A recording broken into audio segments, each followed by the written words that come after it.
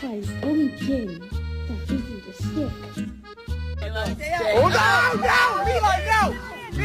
Eli, get over here!